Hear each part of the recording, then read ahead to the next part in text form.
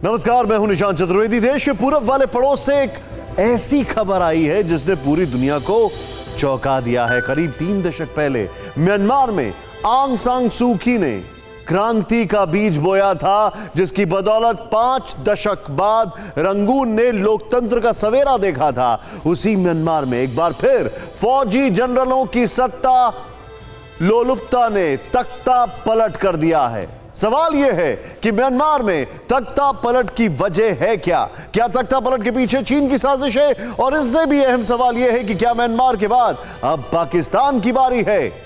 सुनने में भले ही यह सवाल पटासा लगे, लेकिन रंगून में फौजी हुकूमत के बाद पाकिस्तान के हुक्मरानों को क्यों खौफ खाया जा रहा है, इस एक्सक्लूसिव रिपोर्ट में देखें। रंगून की सड़कें आक्रोश और विरोध के क्रोध में सुलग रही हैं। गली मोहल्लों से लेकर चौक चौराहों तक नारों का शोर है, जुलूस का जोर है, हर ओर है, क्योंकि म्यांमार में एक बार फिर लोकतंत्र लहूलुहान हुआ है।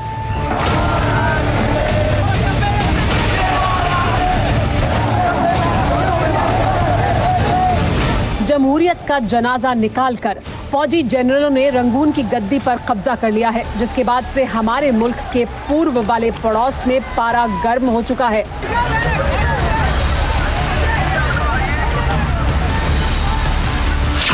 म्यांमार में फौज ने तख्ता पलट कर दिया है। 1 साल के लिए इमरजेंसी लगा दी गई है। देश की स्टेट काउंसिलर आंग सान सू के साथ ही राष्ट्रपति यू विन को भी गिरफ्तार कर लिया गया है। फौज के कमांडर इन चीफ मिन आंग लाइंग ने गद्दी संभाल ली है। यानी 1 दशक बाद म्यांमार में लोकतंत्र उन्हीं फौजी बूटों और बंदूकों से कुचल दिया गया है, जिसके साए तले म्यांमार की जमहूरियत 5 दशक तक सिसकती रही।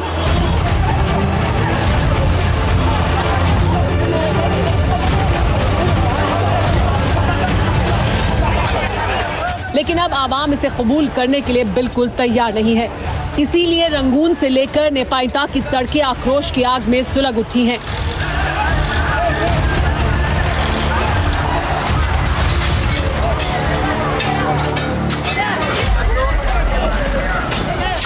ये तस्वीरें उस वक्त की हैं जब तड़के 4 बजे फौज के ऑफिसर आंग सान सू की को हिरासत में लेने पहुंचे थे। इसके कुछ ही देर बाद पूरे देश में 1 साल के लिए इमरजेंसी का ऐलान कर दिया गया।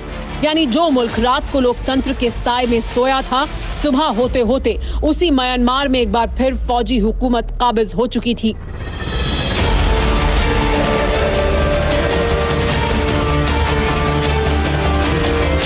सवाल यह है कि म्यांमार में फौजी तख्ता पलट की वजह क्या है? क्यों रातों रात चुनी सरकार को बेदखल कर दिया गया?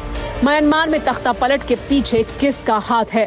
इन सवालों का जवाब ये चेहरा है, म्यांमार की फौज का कमांडर इन चीफ मिन आंग लाइंग, जिसकी सत्ता लोलुपता ने 5 दशकों के संघर्ष के बाद म्यांमार में लौटे लोकतंत्र को एक बार फिर रंगून के किसी कोने में दफन कर दिया है। करीब 2 दशक तक फौजी हुकूमत के खिलाफ लड़ने वाली आंग सान सू के संघर्षों का नतीजा था कि म्यांमार में दोबारा से लोकतंत्र की बहाली हो पाई। लेकिन 1 दशक बाद फिर से म्यांमार में फौजी शासन लौट आया है। सवाल ये कि आखिर ऐसा हुआ क्या? म्यांमार में 3 महीने पहले नवंबर में चुनाव हुए थे। 8 नवंबर को आए नतीजों में आंग सान सू की पार्टी को बड़ी जीत हासिल हुई थी, जबकि सेना को बहुत कम सीटों पर जीत मिली थी। सेना को ये डर था कि सरकार में उसका प्रभाव कम हो सकता है, इसीलिए चुनाव में धांधली का इल्जाम लगाते हुए फौज ने गद्दी हथिया ली।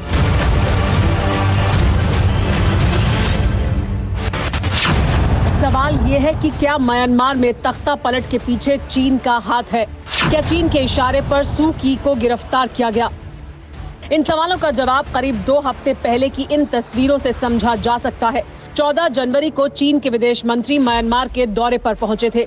इस दौरान वांग यी ने सू की से लेकर म्यांमार की फौज के कमांडर इन चीफ से भी मुलाकात की थी।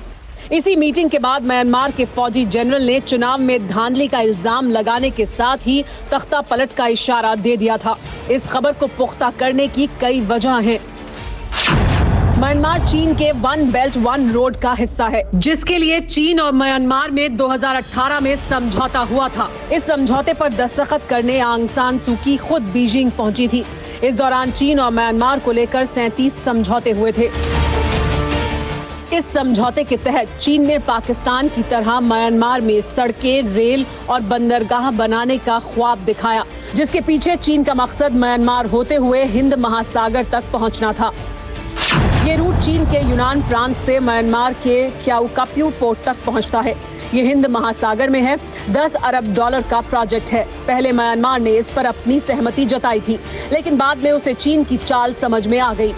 2 साल में ही म्यांमार को एहसास हो गया कि चीन के ये सपने उसे गुलामी के रास्ते पर ले जाने वाले हैं। लिहाजा चीनियों का विरोध होने लगा। स्थानीय लोगों और चीनियों के बीच कई बार हिंसा होने लगी।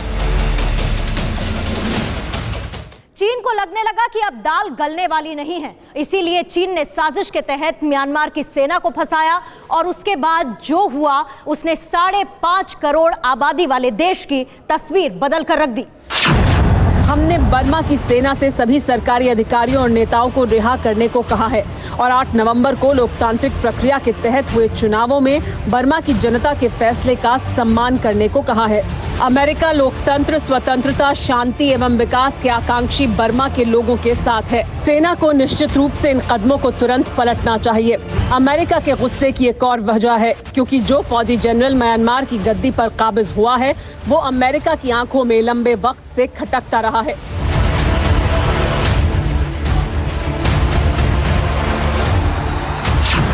मिन आंग लाइंग 2011 से ही म्यांमार की सेना के कमांडर इन चीफ हैं। जनरल मिन पर सेना के जरिए रोहिंग्या मुसलमानों के कत्लेआम के आरोप लगते रहे हैं। 2017 में रोहिंग्या के खिलाफ म्यांमार की फौज ने रखाइन प्रांत में खूनी अभियान चलाया था, जिसमें कई रोहिंग्या मुस्लिम मारे गए थे। यही नहीं, 5 लाख रोहिंग्या मुसलमानों को म्यांमार छोड़कर पड़ोसी बांग्लादेश और अन्य देशों में भागना पड़ा था।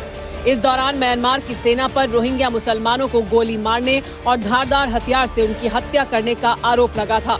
मानवाधिकार संगठनों का तो यहाँ तक कहना है कि म्यांमार की सेना ने रोहिंग्या मुसलमानों को उनके घरों में बंद करके उसे आग लगा दी थी। इसीलिए जुलाई 2019 में अमेरिका ने लाइंग के अमेरिका में घुसने पर पाबंदी लगा दी थी। अमेरिका में मिन की संपत्तियों को भी जब्त कर लिया गया था। तख्ता पलट के बाद अमेरिका में म्यांमार के खिलाफ एक्शन की बात कही गई है।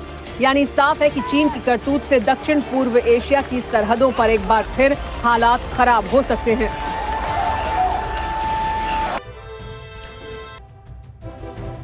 हिंदुस्तान के बजट को देखकर पाकिस्तान की नींद उड़ी हुई है, लेकिन क्या आप जानते हैं कि देश का पहला बजट पाकिस्तान के प्रधानमंत्री रहे लियाकत अली ने पेश किया था। इस बजट को तब पेश किया गया था जब मुल्क आजाद होने वाला था, देश का बंटवारा नहीं हुआ था, यानी पाकिस्तान वजूद में नहीं आया था। तब आजादी से पहले एक अंतरिम सरकार बनाई गई थी, जिसमें फाइनेंस डिपार्टमेंट का जिम्मा मुस्लिम लीग के लियाकत अली के पास था। इसी दौरान उन्होंने 2 फरवरी 1946 को अंतरिम बजट पेश किया था। इसके बाद 1947 में देश के बंटवारे के बाद पाकिस्तान वजूद में आया और लियाकत अली पाकिस्तान के पहले वजीर आजम बने। 16 अक्टूबर 1951 को रावलपिंडी में लियाकत अली खान की गोली मारकर हत्या कर दी गई। लियाकत के मरने के 5-6 साल के अंदर ही अयूब खान ने तख्ता पलट कर दिया और पाकिस्तान में मिलिट्री राज की शुरुआत हो गई। यहीं से पाकिस्तान की बर्बादी का आगाज भी हो गया था। परवादेश की में आपसे फिर मुलाकात होगी। फिलहाल मुझे दीजिए इजाजत। न्यूज़ टॉप 9 रोज सुबह 7 बजे और शाम 7 बजे सिर्फ TV9 भारतवर्ष पर।